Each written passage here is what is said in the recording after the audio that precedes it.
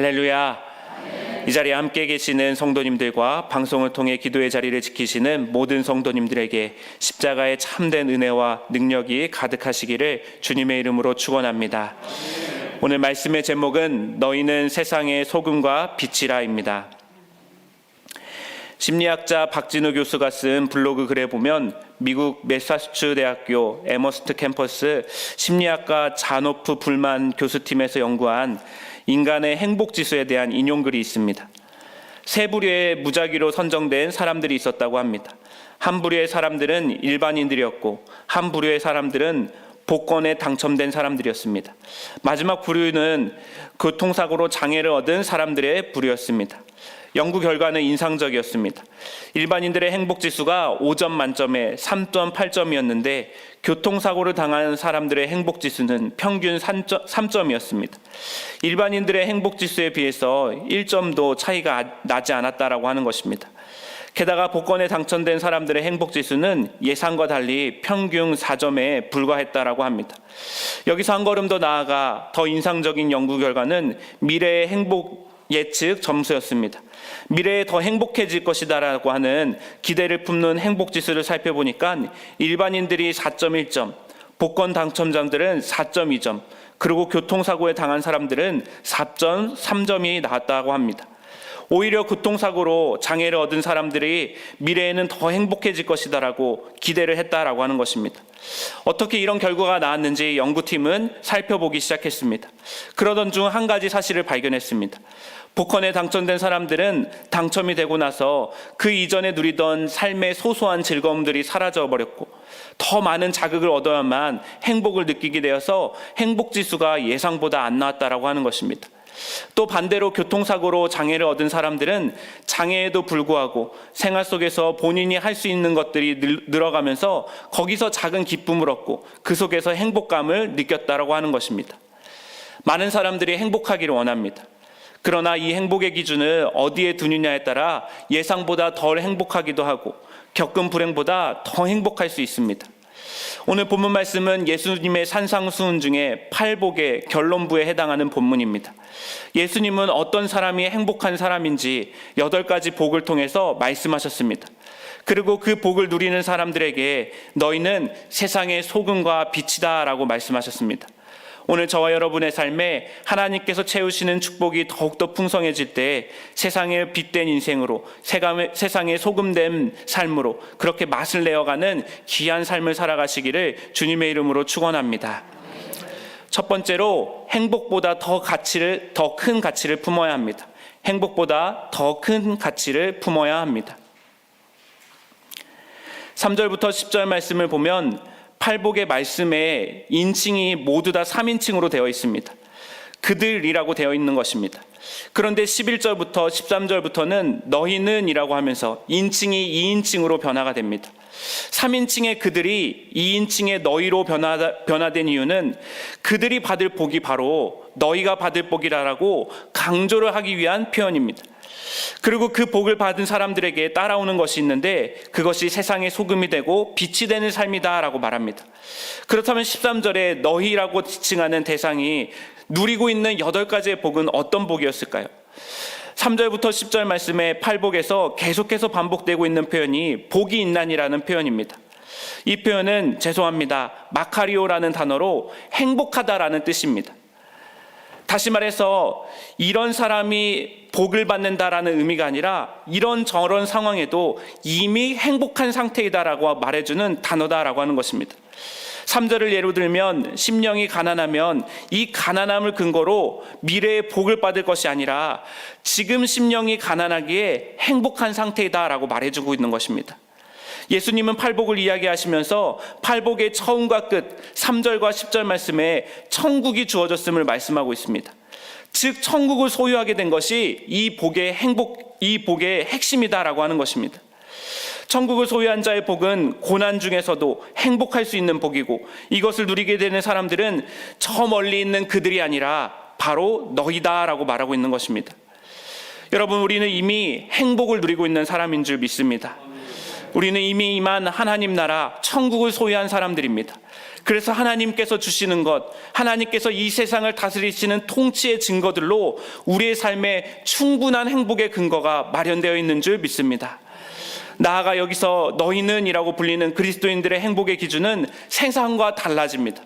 세상 사람들은 누리는 것, 많이 누리고 최상의 품질을 얻고 그것을 누리는 것에서 행복을 찾지만 우리 그리스도인들은 그런 것들을 충분히 누릴 수 있는데 누리지 않는 것을 선언하는 것으로 거기서 행복을 찾게 되는 것입니다.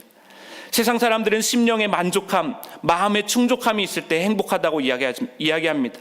그러나 그리스도인들은 심령이 가난해도 마음이 고통스럽고 채워지지 않는 답답함이 있어도 행복하다고 말할 수 있습니다. 왜냐하면 천국이 우리의 것이기 때문입니다. 천국의 기쁨과 천국의 평안이 하나님께 기도하는 자에게 매일 공급되어지기 때문입니다. 그렇기 때문에 우리 그리스도인들의 가치관이 세상의 가치관과 다를 수밖에 없는 것입니다. 세상 사람들과 가는 방향과 목적지가 달라지게 되는 것입니다.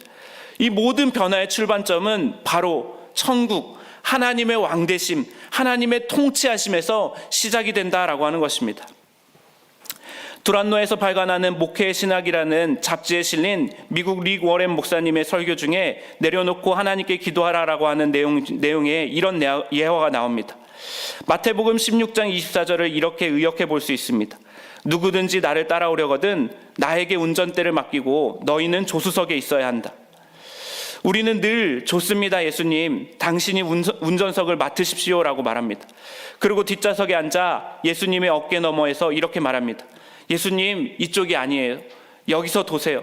예수님, 더 빨리 가세요. 저는 이쪽에 가고 싶어요. 저쪽 풍경을 보고 싶단 말이에요. 예수님이 그러면 말씀하십니다. 내가 운전수가 맞니? 여러분, 우리에게 행복보다 더 큰 가치가 있다면 그것은 천국을 통치하시는 하나님의 다스림 안에 거하는 것입니다. 그렇게 되면 행복은 따라오게 되는 것입니다. 행복보다 더 큰 가치인 하나님께 우리의 인생의 운전대를 맡겨드리면 하나님이 우리의 인생을 운전해 주시고 복되게 하시고 세상 사람들이 담당할 수 없는 놀라운 일들로 채워주십니다. 그것이 바로 세상의 소금과 빛이 되어지는 인생이다라고 말해줍니다. 이사야 49장 6절 말씀에 그가 이르시되 내가 나의 종이 되어 야곱의 지파들을 일으키며 이스라엘 중에 보존된 자를 돌아오게 할 것은 매우 쉬운 일이라. 내가 또 너를 이방의 빛으로 삼아 나의 구원을 베풀어서 땅끝까지 이르게 하리라 라고 말씀하십니다. 우리는 하나님께 운전대를 맡겨드리는 종이 되어서 우리를 세상의 빛으로 부르실 그 하나님의 꿈을 이루어드리는 존재들입니다. 오늘 저와 여러분의 삶에 행복보다 더 큰 가치인 하나님의 왕되심을 품어서 세상이 감당할 수 없는 귀한 인생들로 살아가시기를 주님의 이름으로 축원합니다. 두 번째로 독특한 존재가 되어야 합니다. 독특한 존재가 되어야 합니다. 오늘 본문 말씀에서 소금과 빛이라고 하는 것은 세상과 구별된 그리스도인들의 독특성을 보여주는 것입니다.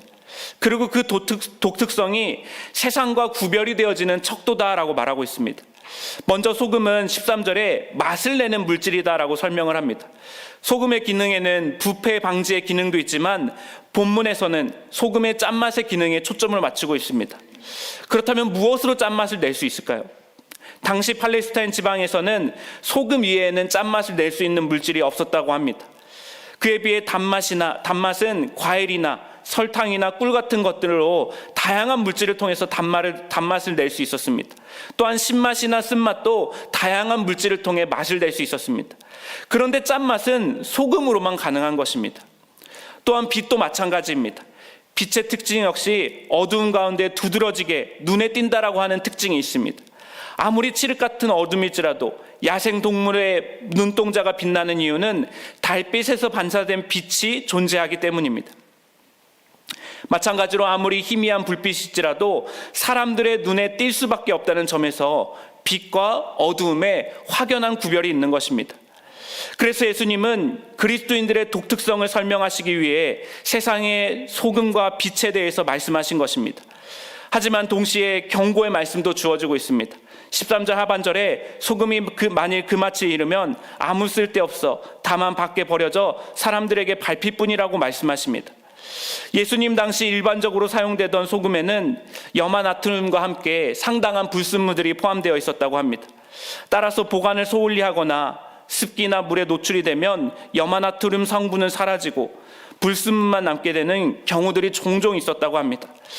이렇게 남은 흰 가루들은 겉보기에는 여전히 소금 같아 보이지만 짠맛이라고 하는 독특성을 잃어버렸기 때문에 사람들이 길에 버리게 된 것이다 라고 하는 것입니다. 그리스도인의 삶에도 마찬가지입니다. 우리의 삶의 주인이신 하나님께서 주시는 행복들이 사라져버리고 그리스도인들만이 가질 수 있는 특징적인 성품이 말과 행동에서 전혀 나타나지 못한다면 우리 역시 이 경고에서 자유로울 수 없음을 말해주고 있습니다. 영국의 작가 C.S. 루이스의 스크루테이프의 편지라는 책에 보면 선임 악마 스크루테이프가 후배 악마에게 그리스도인들을 망가뜨릴 수 있는 방법을 알려주는 장면이 나옵니다. 가장 기본적인 의무는 등한시한 채 가장 어렵고 영적인 의무에만 마음을 쓰게 하거라. 명백한 것을 무서워하며 소홀히 여기는 인간의 특성은 정말로 쓸모가 있지. 그것을 더 강화시켜라. 그는 이어서 말했다. 내가 맡은 환자 중에는 아내나 아들의 영혼을 위해서 열렬한 기도를 쏟아놓다가도 실생활 속에서는 기도하는 그 자리에서 곧바로 욕설과 폭력을 서슴지 않는 무척이나 길이 잘 든 인간이 있었다. 스크루테이프의 편지라는 책에서 그리스도인들의 삶에 소금이 되고 빛이 나는 삶의 자리가 저 거대한 세상이 아니라 지금 내가 있는 곳, 지금 나의 집, 나의 동네, 나의 교회가 내가 빛과 소금이 되어야 할 장소다라고 말해주고 있습니다. 사랑하는 성도 여러분, 지금 우리가 있는 서 있는 이곳에서 우리는 독특한 존재가 되어야 하는 줄 믿습니다. 우리의 집, 우리의 일터, 우리 동네에서 그리스도인인 나만이 할 수 있는 구별된 성품을 통해서 우리의 존재가 세상에 지배받지 않고 하나님께서 다스리고 계심을 드러내야 된다라고 하는 것입니다. 우리의 힘으로는 할 수 없습니다. 우리 하늘 아버지의 다스림 안에 거할 때만 할 수 있는 것입니다. 하나님 아버지와의 관계 속에서 하나님의 성품이 드러나 우리 안에서 거룩하고 구별된 특별한 삶의 흔적에 새겨지는 귀한 은총이 함께 하시기를 주님의 이름으로 축원합니다. 세 번째로 하나님의 영광을 드러내야 합니다. 하나님의 영광을 드러내야 합니다.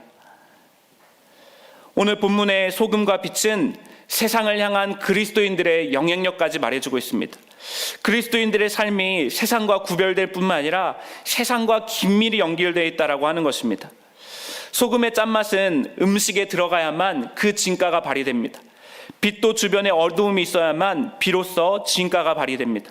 이처럼 그리스도인들은 세상과 무관하게 살아가는 존재가 아니라 세상과 밀접한 관계를 맺고 살아가고 세상에 영향을 받는 자들이 아니라 세상에 영향을 끼치는 자들이다라고 성경은 말해주고 있습니다. 그렇고 선한 행실로 세상 가운데 영향력을 발휘할 때 하나님께 영광을 돌리게 된다라고 16절은 이야기하고 있습니다. 우리가 주변에 어려움을 통과하는 이들에게 다가가서 위로하고 힘내라고 격려해 줄 때 우리 하나님께서 영광을 받아주십니다. 낙심하고 지쳐있는 성도들에게 전화로 힘들지 함께 기도할게라고 말해줄 때 그 작은 말을 통해서도 하나님이 영광 받아주신다고 하는 것입니다.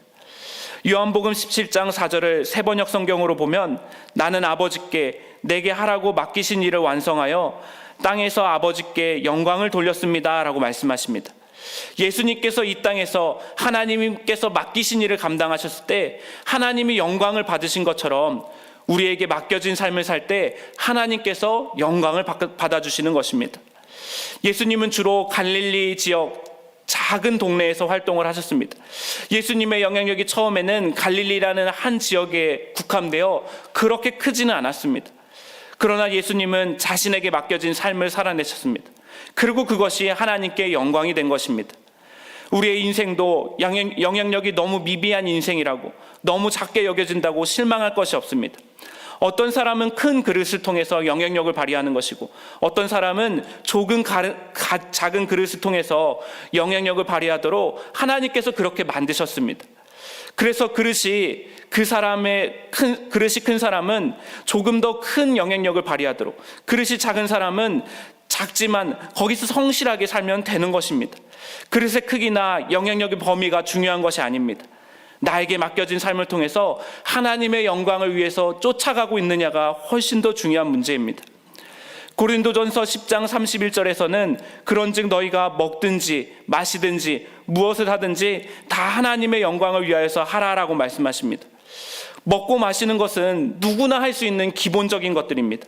잘 먹고 잘 마시는 것이 영광을 돌리는 것이 아니라 그저 먹고 마시는 기본적인 일, 작은 일이라도 그것이 하나님께 영광을 돌릴 수 있는 일이 된다라고 말해주고 있습니다.